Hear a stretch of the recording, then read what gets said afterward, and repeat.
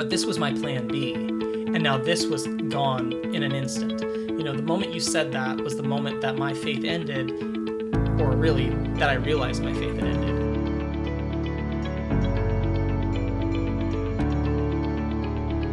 Welcome to Voices of Deconversion. We share the inspirational stories of deconversion told by former Christians who are now atheist or agnostic. Our stories remind us we're in it together. They encourage us as we discover who we are and help us to embrace who we become.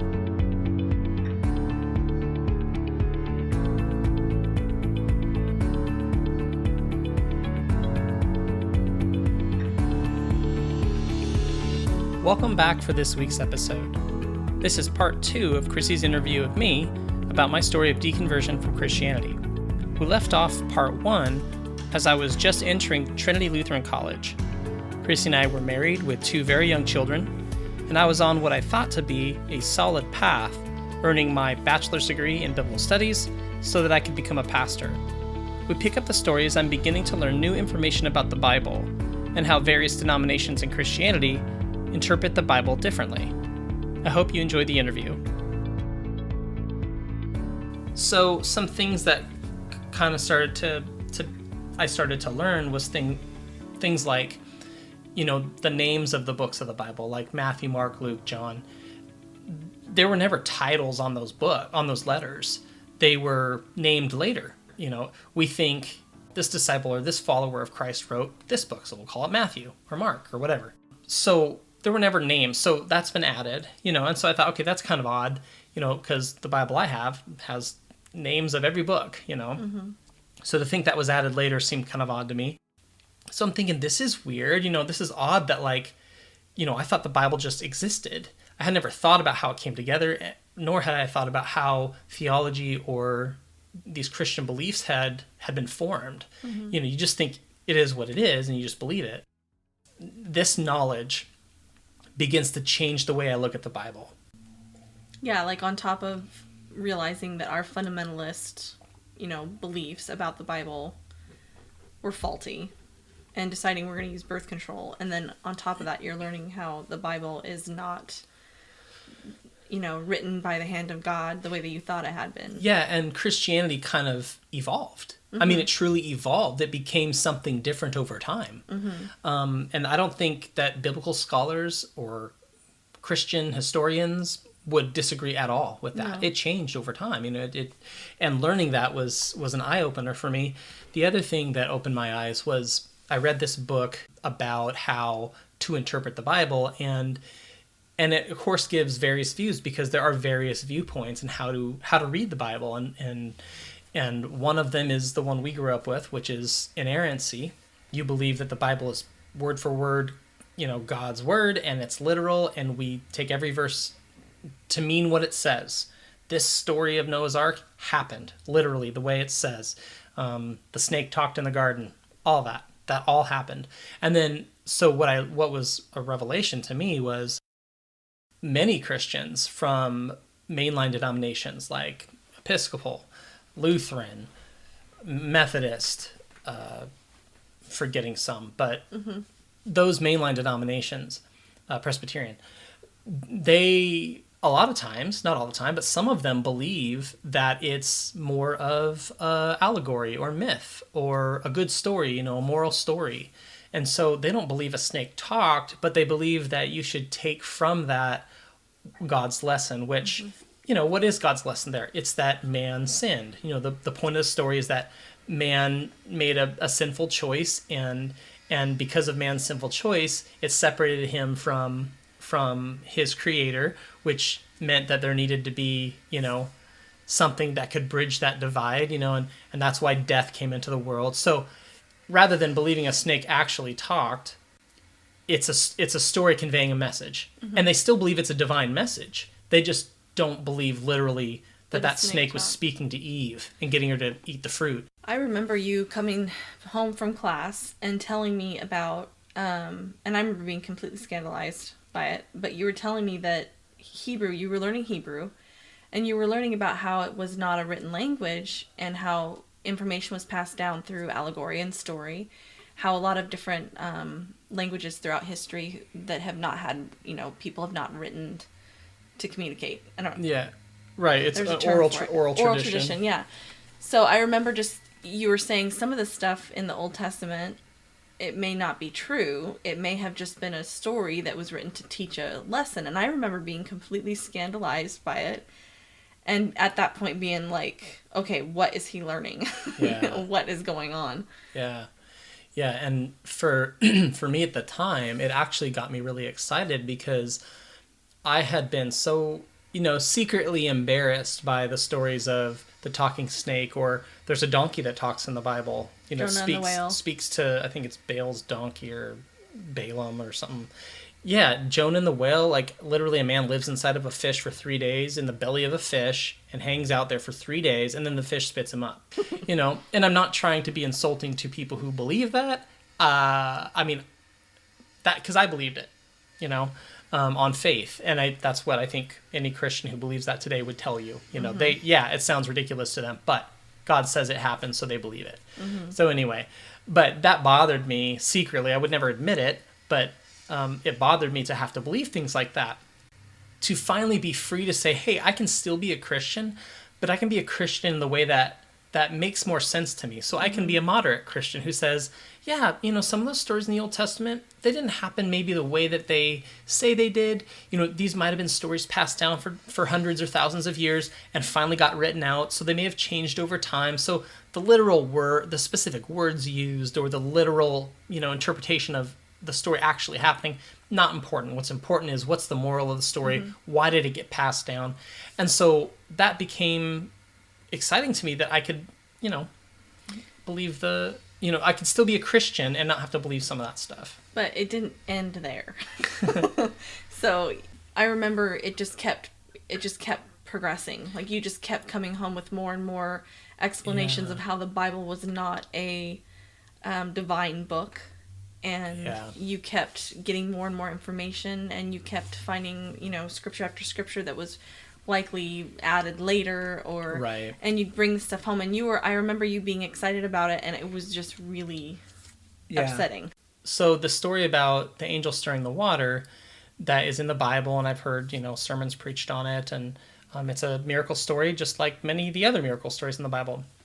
They found copies of the Bible that predated the oldest manuscripts of the Bible that we had at the time. And in those older manuscripts, they were able to find that none of the oldest manuscripts had this story in it. Mm-hmm. So historians, and this includes mostly Christian scholars, agree and understand that was added. That was a story that was added to the Bible.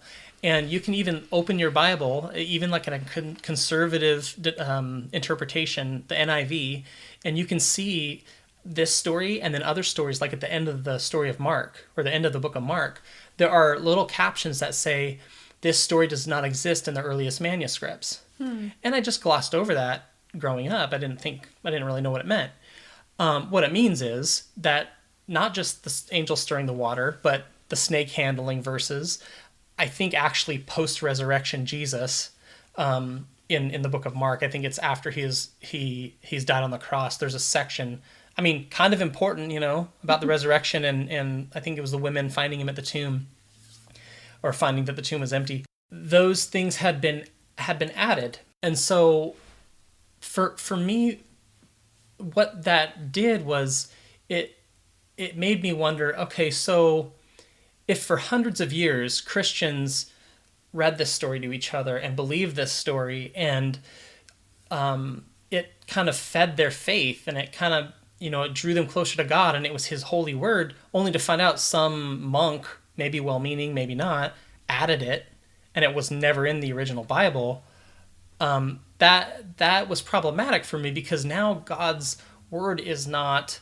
this holy text that has been passed down, kind of like the Ten Commandments, like he etches them in stone and gives them to Moses, it's like it's this big moment, Instead, what the Bible starts to look like is less like a holy book handed down by God, and more like a book that was put together, piece by piece by people and kind of changed over time.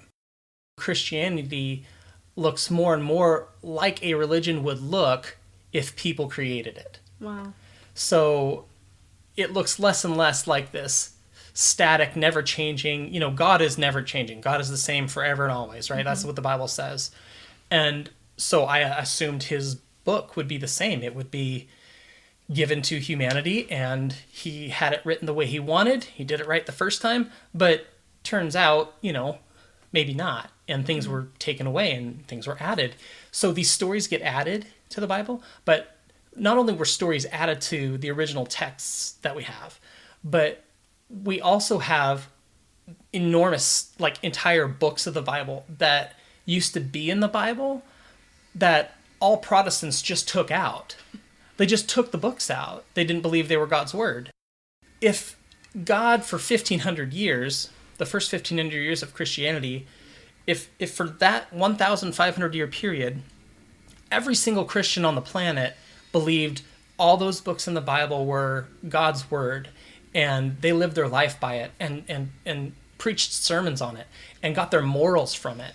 If this was the guide to their faith, your word is a lamp unto my feet, as the Psalm says. Mm-hmm. If it was a lamp unto their feet, how is it okay that in the 1500s the Protestant Reformation happens and the Protestants just decide, the Apocrypha, not going to be in the Bible anymore. We don't think it should be there.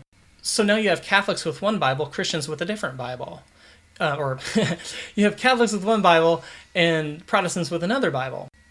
And so this idea that the Bible is never changing, it just wasn't true. So this really undermines my fundamentalist upbringing, my evangelical belief in an inerrant word of God. The thing that underlies this whole thing is that we don't have the original books of the Bible, the original letters. They don't exist.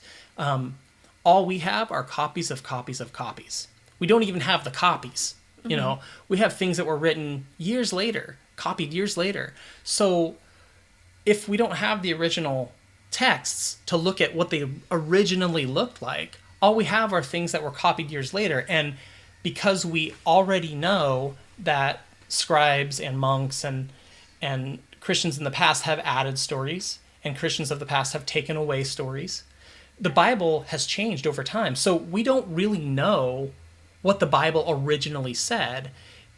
And I'm lumping all 66 books together, including the Apocrypha. Mm-hmm. We don't know what those original texts said. We don't, and we never will. I mean, most likely,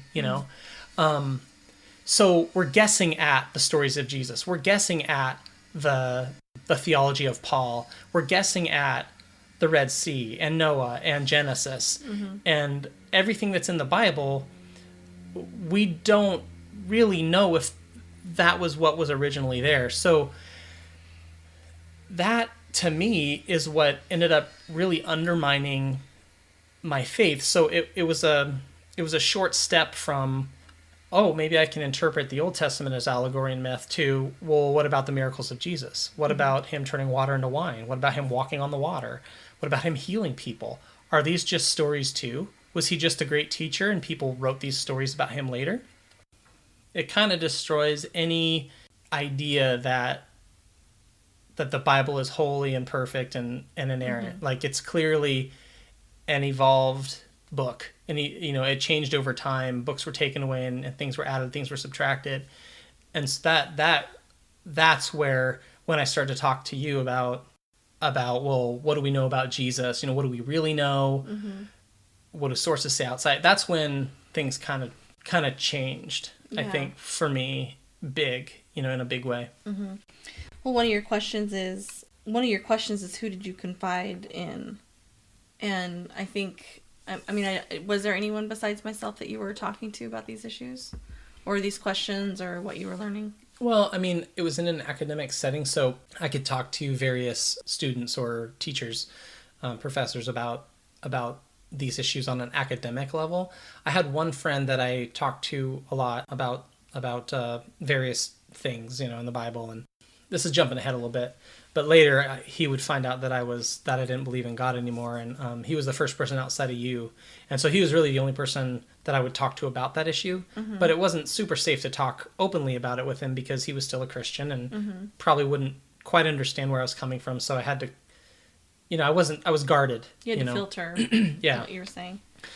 But the something that I want to make sure that I mentioned was up to this point, even though I believed all these things and all these things were floating around in my head, there was part of my brain that was blocking off the fact that my faith was crumbling.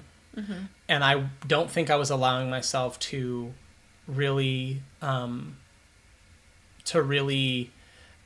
acknowledge what was happening. Mm-hmm. And so I'll never forget, being at the sink. I was washing dishes and you were talking to me. You were, sitting down on the couch or something, and we were chatting, and I was telling you about some of these things, and at one moment you just go, "You're not a Christian anymore." Mm-hmm. And I remember stopping what I was doing and looking over at you, and I was completely perplexed. Like, what is she talking about? There were a few things in my life I knew about myself to be true, and being a Christian was one of them. Mm-hmm. I was always going to be a Christian. You were talking about Jesus being divine, and you were talking about how, I think you were talking about how Jewish people don't believe that he was divine, that he was a prophet, or he was a man of God, but he wasn't the son of God. And I think you were kind of giving me, talking to me about some of those things, and you were talking about the possibility of him not being the son of God. And I remember just thinking, like, he doesn't even understand, like, how does he not see what he's saying right now? Like, this is a fundamental Christian belief, and if you don't believe this, then you can't call yourself a Christian. Right. And so I remember just saying that, and you just kind of looked at me like... Yeah. Well, what that moment was for me was, I always tell people, it was like a splash of cold water in my face. Mm-hmm. That moment where, like, it snaps you out of whatever you were in, mm-hmm. and it kind of wakes you up. And that was the moment that I consider my denial phase ending. Like, mm-hmm. I feel like, losing my relationship with God was like a mourning process. Mm-hmm. I've heard other people refer to it that way. Mm-hmm. And the denial phase, that's absolutely where I was at. My faith, I was losing my relationship with God, and my faith was falling apart, but I didn't realize it until that moment. Mm-hmm. And that's what, for me, just put me in a complete... I was at a complete, utter loss for what to do with my life at that time. And who am I now? What am I? Now I'm a junior, and I'm almost done with my biblical studies degree, and I can't be a pastor now. Like, mm-hmm. How could I go be a pastor of a church? How could I do an internship, my senior year somewhere? Or how could I, start calling churches around and saying, hey, I'd like to, intern as a youth pastor, as a pastor or something.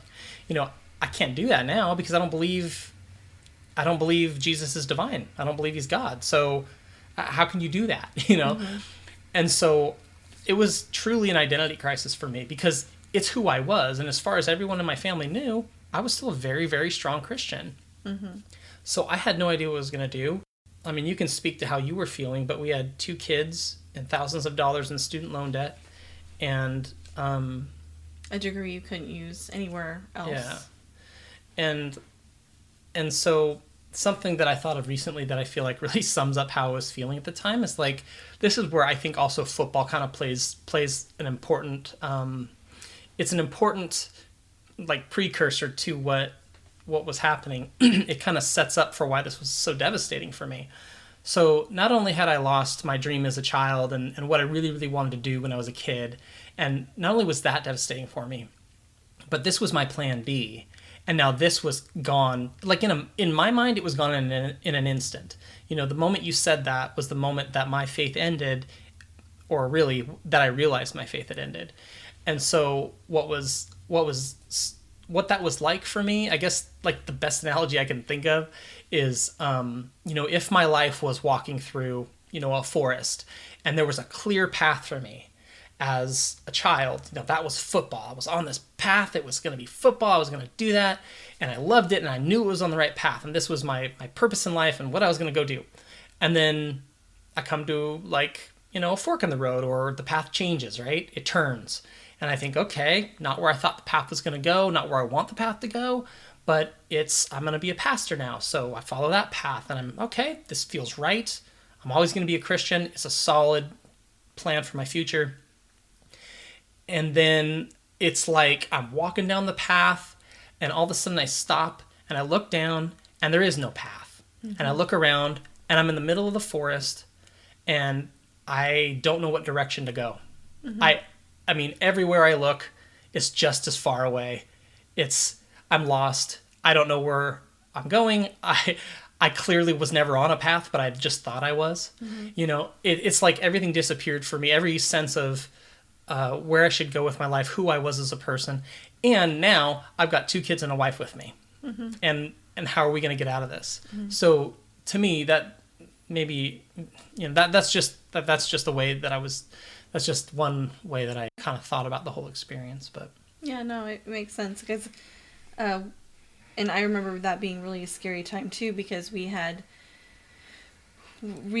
brought 2 little children into the world knowing that God would take care of us, and then we had invested all this time and energy and money into an education that pretty much dismantled your faith.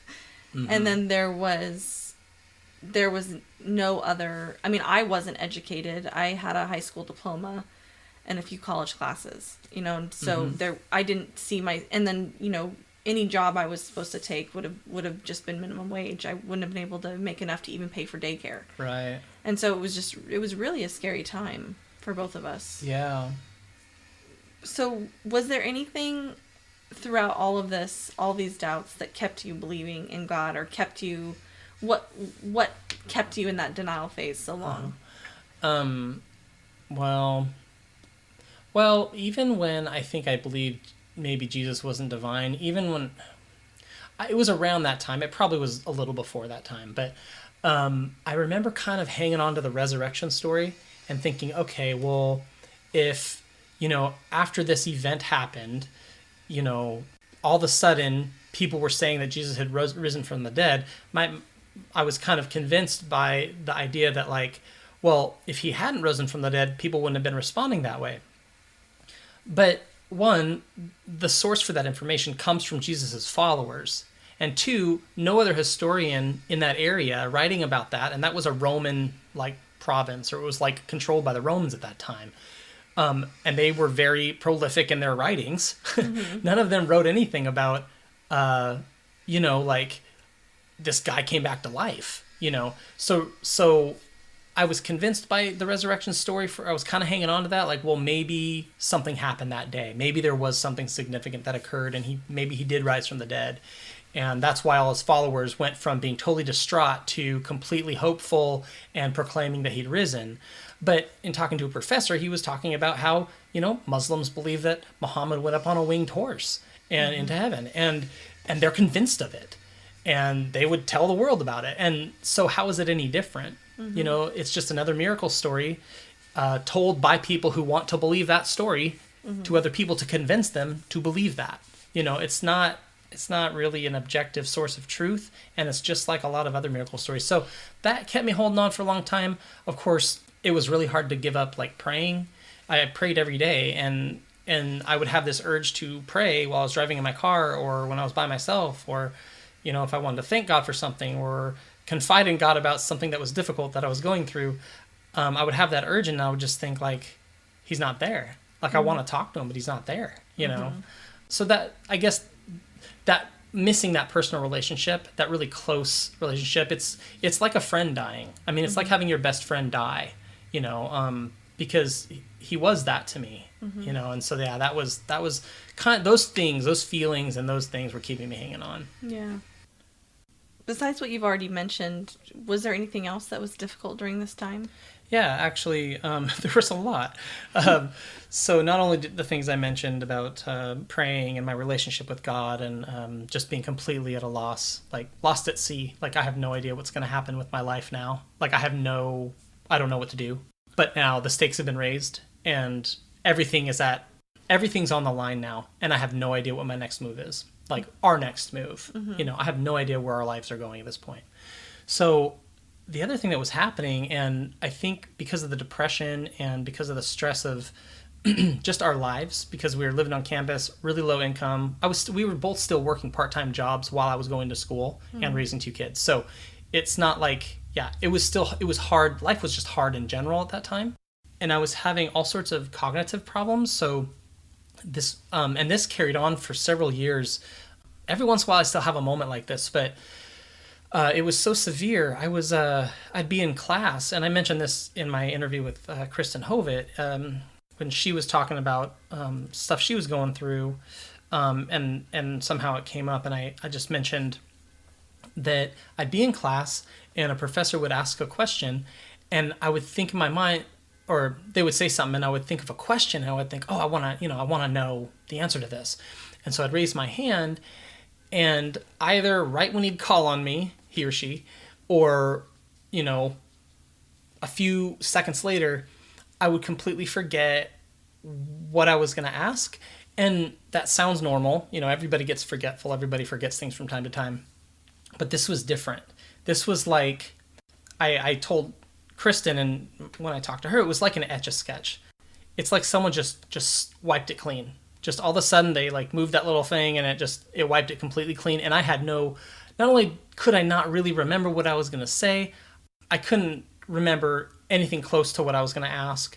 Maybe a better example is I was at work 2 or 3 years later. I was working in a call center, pretty stressful job. And a coworker walked by and I wanted to tell her something. And I said, hey, Erin, come here real quick. I want to tell you something. And it was a funny story. It was something I was excited to tell her. It was an engaging, it was something that I was engaged in, right? And then she comes over to my cubicle and I start to tell her, and then halfway through the story, it's like that Etch-a-Sketch got wiped clean. And I completely had no idea what I was what I was telling her. I couldn't remember. And she gave me this really puzzled look, why'd you stop talking? And it would happen so much to me that I got good at kind of ways of playing it off. So I would just be like, I lost my train of thought or whatever. And maybe I'm not expressing this well enough, but it wasn't just like losing my train of thought. I mean, I couldn't focus on things that I was thinking about. If I was on a call with someone on the phone at work and they asked me a question and it took me a minute or, it took me a few seconds to try to problem solve, I would forget the question they asked. But anyway, I was having cognitive problems. So I was having issues at school. I couldn't remember questions. I wouldn't raise my hand because I was terrified that they'd call on me and I'd forget my question. So I had all sorts of problems like that. The other thing that we mentioned when we were on our friend Maria's podcast, the Big Chew podcast, we were in the habit of praying with our kids at night, and talking to them about God, and they would watch little Christian, kids cartoons, and we would, teach them moral lessons, read the Bible to them, children's stories and stuff. Because I didn't believe it anymore, I didn't feel right praying with them. I felt like I was being disingenuous, I felt like I was not being genuine. And if I didn't believe it, I shouldn't pretend and pray. And so I stopped praying with them. And they were young enough that they didn't really notice, they weren't that old yet. They were probably 3 or 4. I remember I told Maria in our interview with her that I felt like I was harming them. And that was really true. I felt like I was hurting them, like I was withholding love or something, like that horrible feeling that your kids need something from you and you're not giving it to them. And that was a horrible feeling. And I had that for a long time. Because I was still praying with them and reading Bible stories to them and, Well, and I remember, and this was really hard for me, and this is still hard to think about. Our oldest son was sitting with you, and he was probably 5 or 6 maybe, and he had asked about your dad. And you had said, well, my dad died. And he got really sad, and he could see him tearing up. He was really sad that your dad had died, And he goes, well, what happens when you die? Or what happens when he died? And you started to say, well, he went to heaven. And I was so not okay with that, but I also wanted to comfort my kid. I wanted to know it's okay, you know, even though in a way it's just not okay. Death is not cool. Like, it's not okay. I don't have an answer for making that better. It's a bad part of life that there's death, you know? But in that moment, I just remember being like heartbroken and having these conflicting feelings of, I remember telling you, like, don't tell him that. Like, trying to signal to you, like, don't say that, like, don't go down that path. And we kind of changed the subject and somehow got off of that topic. But I was so torn. Like, I wanted to say the same thing. I wanted to say he's in heaven. It's better now. When you die, you go somewhere wonderful and all the pain's gone. I wanted to say that too, you know, but it was this withholding these things from my kid, things that would make them feel better. It was withholding that was hard for me. So that was really hard. You also, I know, another really difficult thing for you was, I guess, coming out to your family as an atheist. And you wrote about that on your website. Yeah. But did you want to talk about that at all? Yeah, I think so. I wanted to write it out because I really wanted to put some thought into it, and I wanted to have it documented, like, for myself, you know, like, this is what happened and here's how I was feeling, so I don't ever forget, you know. And that's what this is good for too, you know, telling my story. It's a good way to remember, kind of, not in maybe a concise way, but in a somewhat concise way, summing up a period of my life, you know. So yeah, that was really hard because, like I said, my whole family, as far as they knew, I was a very strong Christian. I mean, I was looking through some letters the other day from, 20 years ago. And my dad was saying, like, you have such a strong relationship with God. And, I mean, they could see it, and my youth pastor at the time had written a little note card to me. And this is super cheesy, but he said, Steve, I think the Holy Spirit has rabies and he bit you. And, you're so crazy for God, like in a good way, right? You're on fire for Jesus or whatever. So that's how people saw me, was this like really enthusiastic, I'm passionately in love with God and I want to serve him with my life. Like, that's the person. And I mean, in high school, people will probably remember who went to high school with me. Well, the people on the football team. I started a prayer group on the football team my senior year. So we would get together not only before games and pray, but we would on the weekends get together and have breakfast and talk about God and pray Bible and stuff like that. kind of thing. Yeah, like Bible study, that kind of thing. So it was a huge part of my identity. And so basically I knew at some point that people would find out, And I had read the Richard Dawkins book, The God Delusion. It had just come out. And at the end of it, he makes sort of a kind of a call to atheists to come out as an atheist to people that they know, because people need to know good atheists. Atheists kind of has a bad connotation, and people think of angry atheists, or immoral atheists. So people need to know that there are good atheists out there who are kind people who just may not share the same beliefs you do, And I really bought into that, and I really thought, no, that's good. I need to be transparent with who I am and not hide that. But my mom in particular, a very devout Christian, Like I said, we went to church every day growing up, and there's 2 or 3 times I remember not going, and usually it was something significant. Someone's sick, or, something had come up that day. We never missed. So what the God Delusion book, that part of that book kind of encouraged me, yes, this is the right thing to do. But I was already kind of going that way, because I remember being at her house around Easter time with the boys, and the boys are 5 or 6 years old around that time. They're little, and we're walking out the door, and she goes, "He has risen." And what you're supposed to say in response as a Christian is, "He has risen indeed," like Christ has risen from the dead. And it's like this mantra. And I hadn't taught the kids, obviously, because I was like, I'm not going to teach them things that I don't believe anymore. And Ryan, our oldest, is going out the door, and he just turns around and he goes, "What?" He didn't know it. Why was she saying that? He didn't know. He had no idea what she was talking about. He didn't know it was religious or what it was. And then I, it's this awkward moment where my kids don't know the mantra. My mom just said it. I'm supposed to kind of this is what we say, boys, And so I just turned to my mom and I just said, "Oh, they don't know that yet," and played it off and left. And I felt like a fake. I felt like I was lying to her. I felt like I was lying to everyone else. I was pretending to be something I was not. Mm-hmm. I had a good friend of mine, actually Gary, who I interviewed in a previous episode, who around that time had asked me to pray at his wedding. Mm-hmm. And he, like everyone else, had no idea I wasn't a Christian anymore. Mm-hmm. And I felt and I was also really depressed, so I was really uncomfortable in conversations and really awkward and I just wasn't relating to people in a normal way, I guess. I don't know. I was just timid, maybe just afraid to, I don't know. I was just completely confused. I was a mess, yeah. at that time in my life. So I remember telling him I can't do it, and he was like, why? Why would you not, as a biblical studies major who wants to be a pastor, pray at one of your best friend's wedding? Mm-hmm. He's a childhood friend I grew up with. We've been friends for years. And here he's like, hey, would you mind just at the reception just saying a prayer? And I'm like, yeah, no, I'm not going to do it.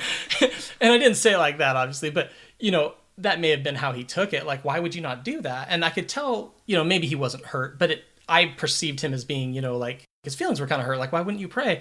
And so here I am. I couldn't tell him. I couldn't tell him I wasn't Christian. Later I did, and he's like, well, why didn't you just tell me? I'm thinking like, well, yeah, easy for you to say. Like at that point in my life, it was not easy to tell anyone. I didn't know. I hadn't really come out to anyone other than you. Right. And at the time, you were still Christian for several years after. So long story short, I knew, I was being asked to pray. I was having to pretend I was something I was not. We weren't going to church, There were just things happening that I just knew I couldn't live and pretend like this forever. I mean, I truly thought about it, and I wrote in my blog. I had considered for a short period of time. They're like, okay, well, I devoted my money, my time. I put everything on the line for this career to be a pastor. Do I just fake it? Do I just like get behind the pulpit and just play along? And there's a lot of people out there who are doing that. And I've had several guests mention the Clergy Project, which is hundreds and hundreds of pastors and clergy, many of whom are still serving at churches. Mm-hmm. So, I mean, think of Christians like thinking about wolves in sheep's clothing, like they've infiltrated your church, and anyway, there's lots of people that have gone through that. You devote your whole life and your education and you commit yourself to this one path, and then it's gone. And by then you don't have marketable skills that you would have been developing in your 20s, to try. And you, a lot of times these people have families that they have to support. And I mean, it's really, I see a strong correlation with people who come out as gay, who it was never okay for them to be gay, and they fought it really hard for a long time, and they invested themselves in families, and it wasn't who they were. And, the stakes are just as high, I think. Maybe not the case. They're just in different ways. In different ways. But you can see how someone would be invested in just staying put.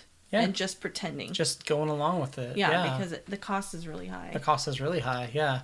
So, anyway, I knew I had to tell her. And so, basically, I write about this in my blog, so I'll try not to repeat too much of it. But I tried to get the timing right. Like, I didn't want it around a birthday or a holiday. I wanted to make sure that, because obviously you don't want to like ruin Christmas and be like, oh, by the way, mm-hmm. Or Easter or, someone's birthday, and then you just are a complete downer and you're like, guess what? I'm an atheist, and then it ruins a birthday or something. So I tried to find a time of the year that, there wasn't a ton going on. And so it was like, I don't know, sometime in October, and I got my cell phone and went to my car, and I knew like the kids couldn't bother me there. I could have a nice quiet space, and I was sitting outside my apartment in my car, and you were inside with the kids, and it was in the evening, and I just remember I had been thinking about this for months, obviously, mm-hmm. and I just knew it was time. I needed mm-hmm. to do it. I needed to get it over with. It was going to be really hard, but I had to do it.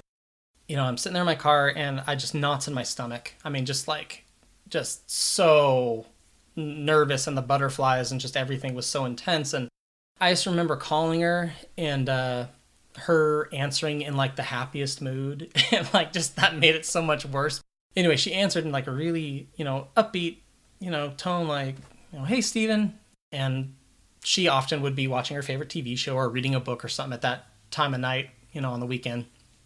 And so she was probably just sitting there hanging out, and I just felt like I was going to blindside her. I mean, mm-hmm. I felt like I felt like she wasn't going to see this coming and it was going to hurt really bad. Like I wrote about this, but it felt like betrayal. You know, I felt like I was betraying my mom, letting her down, you know, and hurting her all at once, all in a moment. So, you know, she gets around to saying, so what's up? You know, or so what's going on?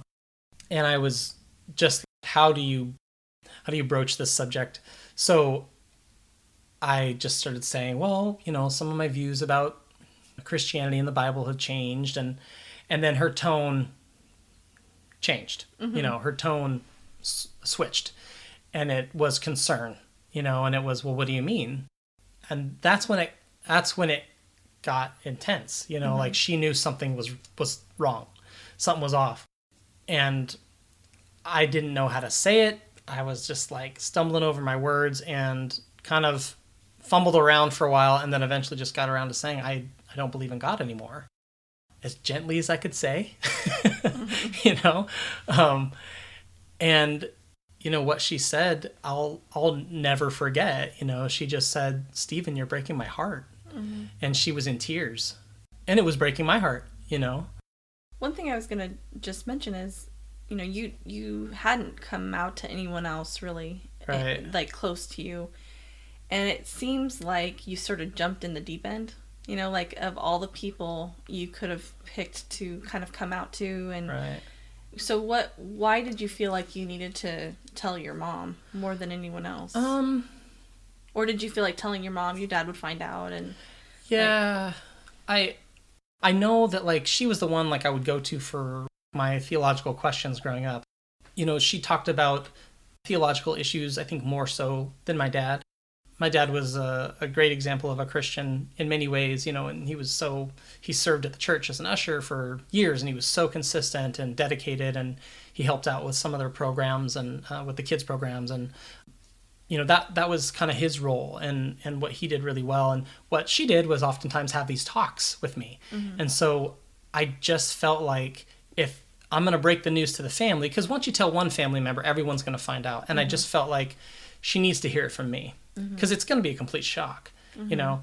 And I knew once I told her and hung up, my dad's going to find out, and it's just going to, you know, it's going to be hard. And I think I was also kind of afraid to tell him in person. I could have, you know, gone to their house and sat down with both of them and explained it in person, and I could have had you there, and it could have been probably there may have been a better way to do it, you know.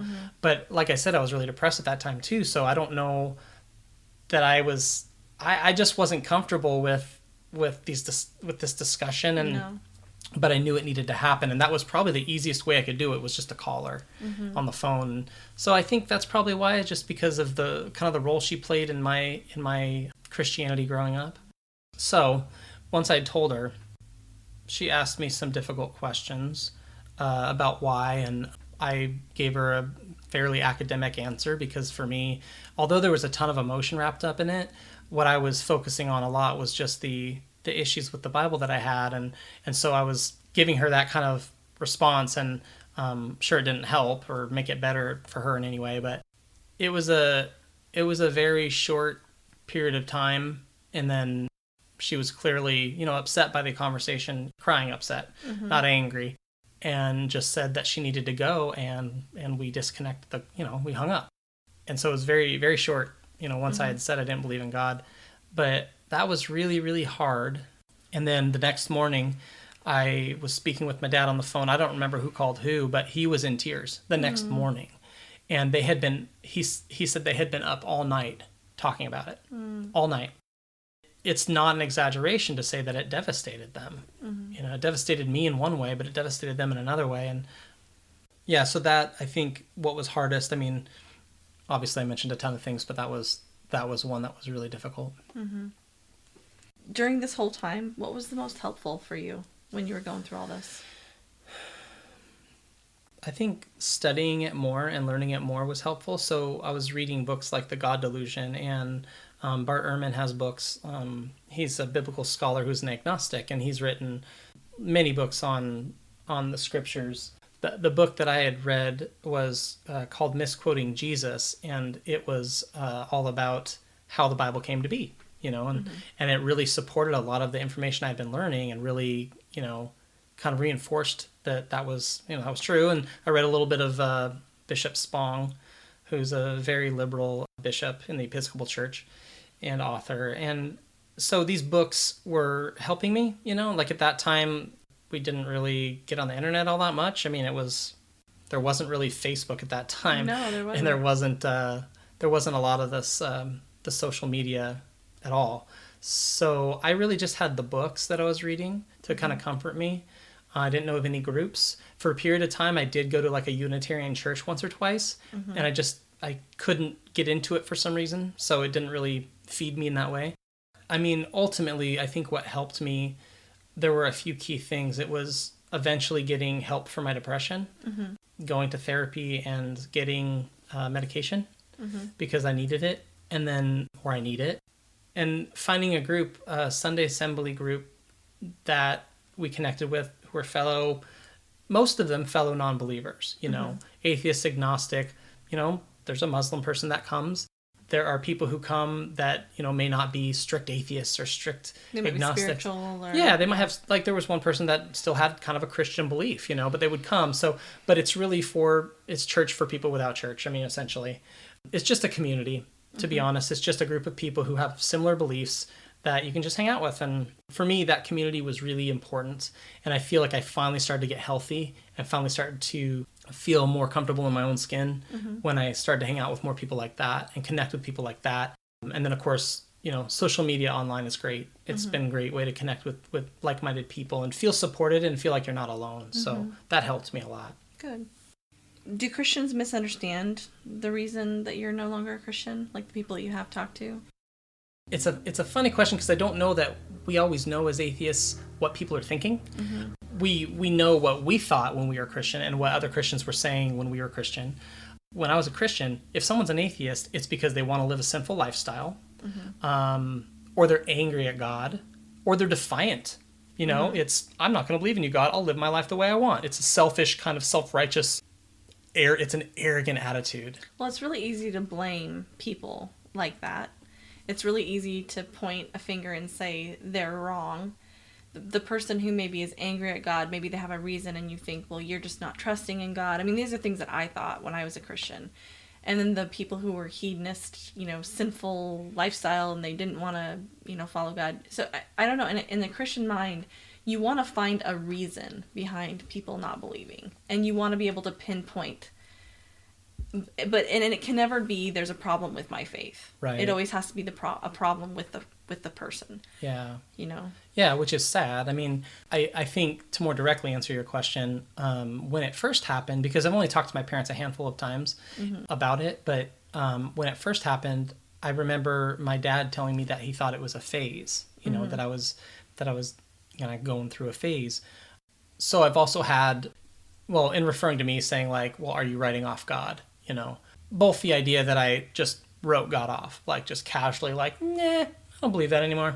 That idea, or the idea that like, that I'm in a phase, it's not really serious. I haven't really thought about it. I haven't, really considered all the facts. I'm just kind of going through something. Right. You know what I mean? Like, those ideas are kind of hurtful, because, I put a lot of thought into this. I went to college for this. My marriage nearly disintegrated because of it. I went into thousands of dollars worth of debt for my beliefs because I believe them so strongly, and because of the research and the learning and the education I got. That's what led me to this conclusion. And it's perfectly fine for someone to say to me, you know what? I hear what you're saying. I still believe because I still have my faith. I understand where you're coming from, and I believe that you're genuine, but I just don't agree. Just don't agree with you. That's fine. I can accept that. There's lots of people that don't agree with me on everything. That happens in a lot of areas of life, and a lot of times with the people closest to us. We just have disagreements.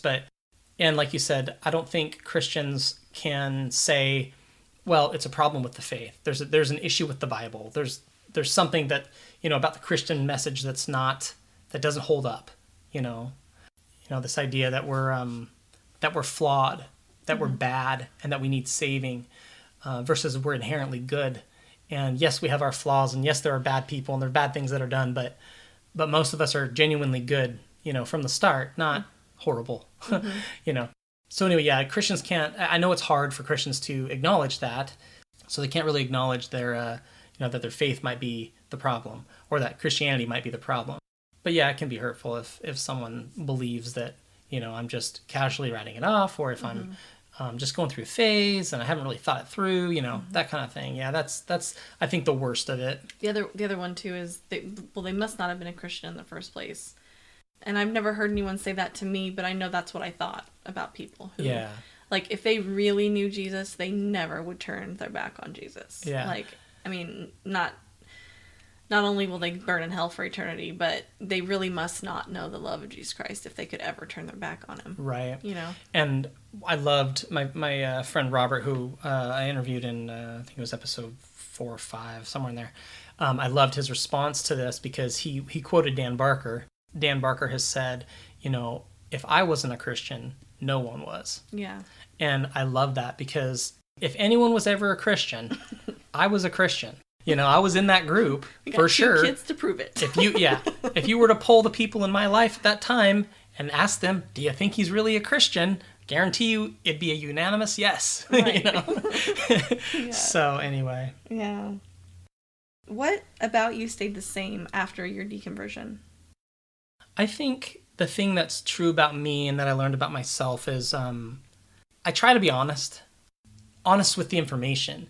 I think that stayed the same through this entire process.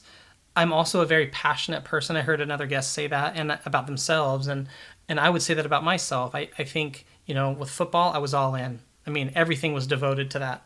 And then with being a pastor and everything, I was all in with that, that stayed the same. I'm still that way. I still need something in my life that I can just throw myself at and just devote myself to and let that be my passion in life. I don't know why that's true.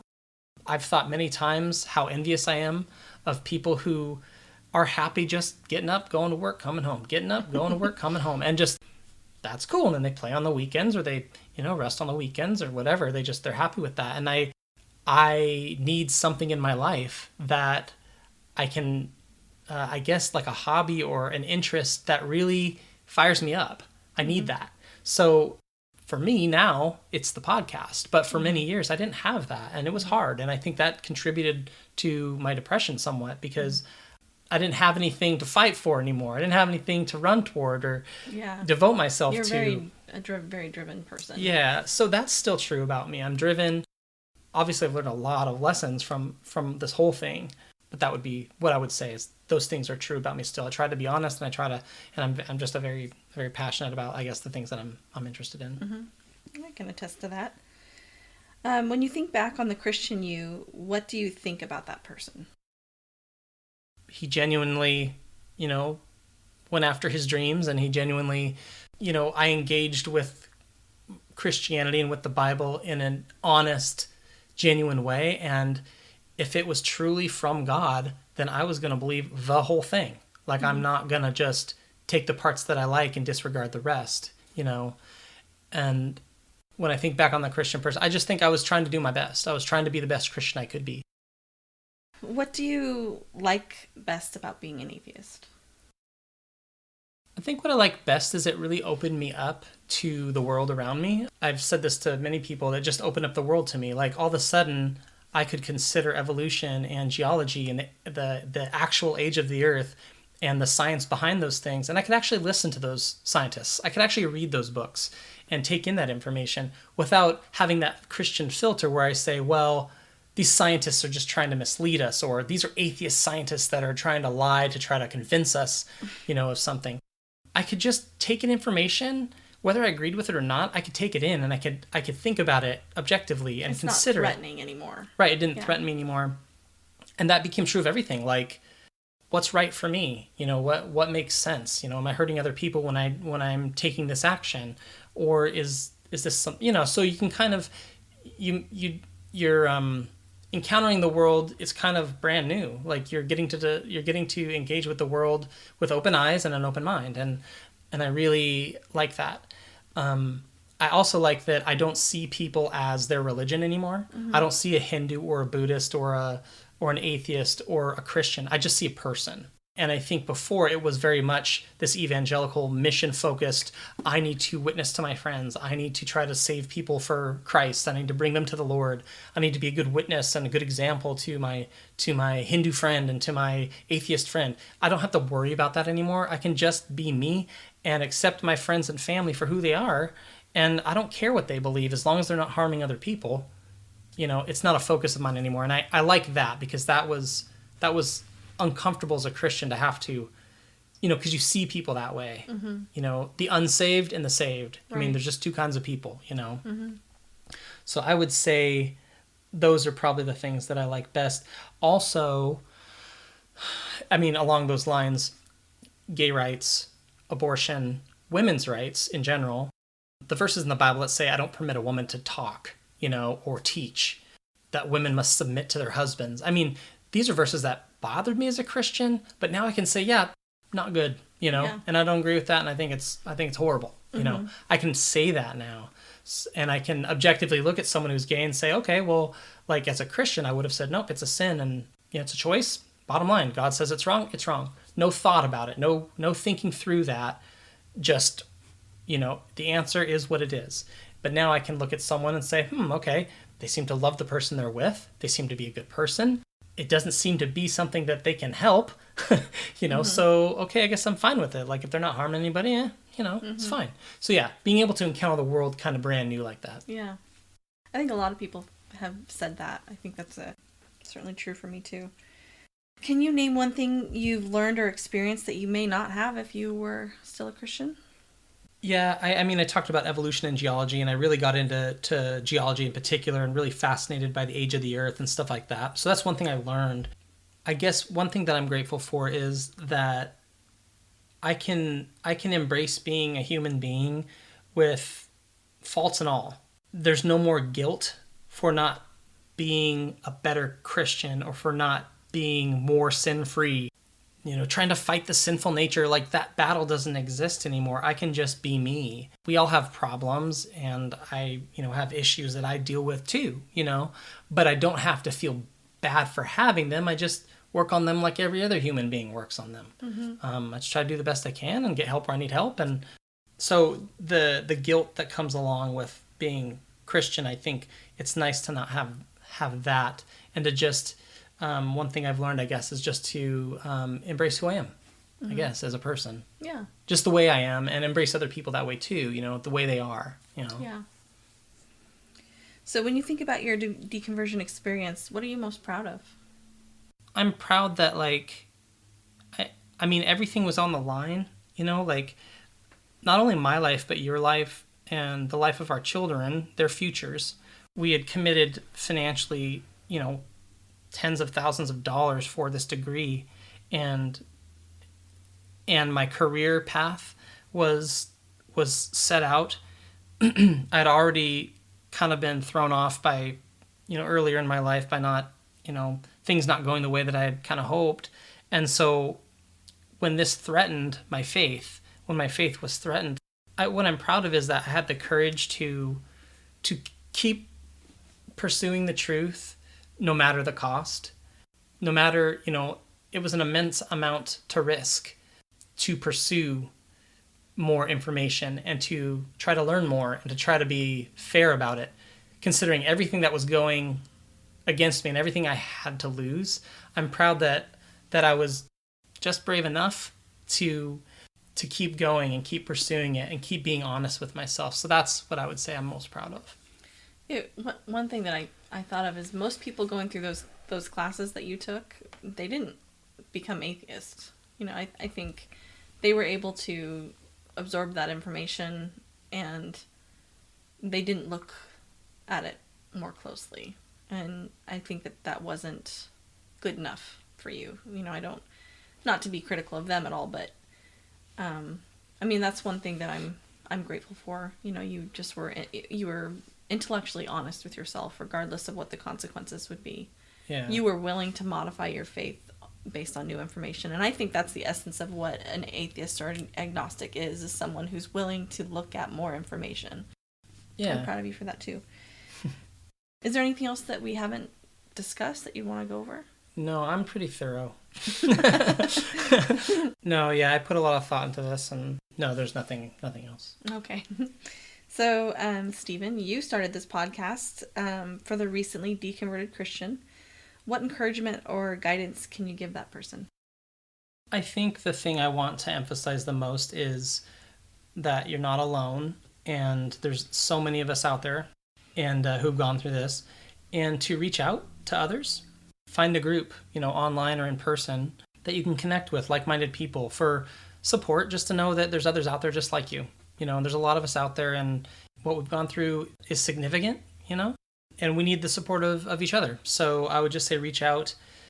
I would also say, other people who have come through this kind of a thing, they should be proud of themselves for being brave enough and honest enough to go through this process, no matter what the cost was, considering the cost that they have to pay. Some people have lost family. They've been kicked out of their house.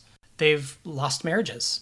So I would say that. And then for people like me who suffer from depression, it's really important to get help for it. I think I was in a much worse place when I wasn't addressing that issue. I mean, I could have the community and have all this, but without getting help for depression, I think I'm really fortunate that I got help when I did. Steve, what's one or two resources that you could suggest for people who are deconverting or have deconverted? Yeah, so I could name a lot, and there is a list of resources on my website. Mm-hmm. So go there and check it out, vodpodcast.com, sundayassembly.com. For me, I would name those two resources. Cool. So what's the best way for people to get a hold of you? The best way for people to reach me is to just email me, steve@vodpodcast.com. So you can email me.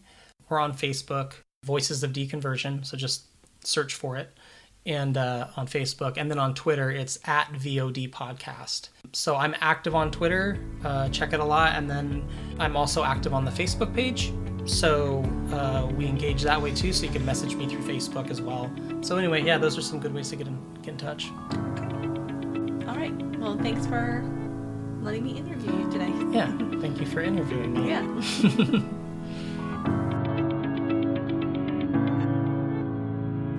Thank you for listening to part 2 of my story. Sharing it was meaningful for me, and knowing that others are listening means even more. I wanted to give everyone a quick programming note. We are going on vacation. Mark your calendars for August 8th, and we will see you then. Thanks for listening to Voices of Deconversion. Be sure to join us next time by subscribing to the podcast. If you'd like to learn more, check out our newsletter at vodpodcast.com.